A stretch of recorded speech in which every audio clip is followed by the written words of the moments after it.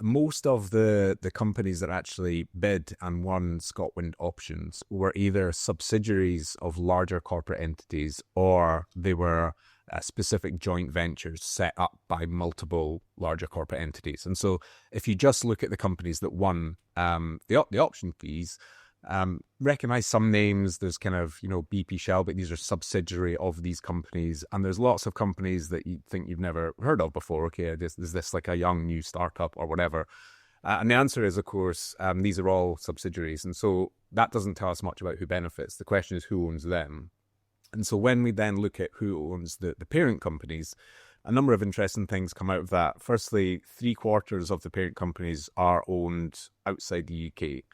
And so many of these companies, they're not sort of Scotland-based, they're not UK-based, they are international. And obviously that means that any profits made will be repatriated out of the country rather than reinvested here. Of the ones that are UK-owned, 2 of them are fossil fuel companies, BP and Shell. And one of the things that we point out in the report is quite a large proportion, which 1/4 of the entire capacity is owned by fossil fuel companies, which we had sort of warned about because many of these companies' commitment to renewables and net zero is superficial at best, and really basically a bit of greenwashing, and concern that, are these companies actually committed to this? Are they going to engage in sort of extractive behavior?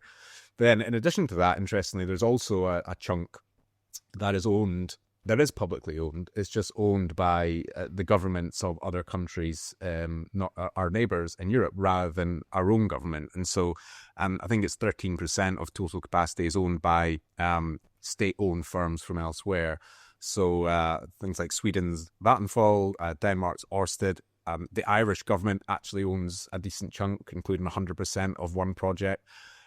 You also got municipal and regional governments in Belgium, which own companies. And so we have this bizarre situation where the offshore wind sector and the profits generated from that is going to support, in essence, public spending in Ireland, because profits are going to be repatriated to the company that's state-owned, which goes to the Irish government, but not support public spending in Scotland.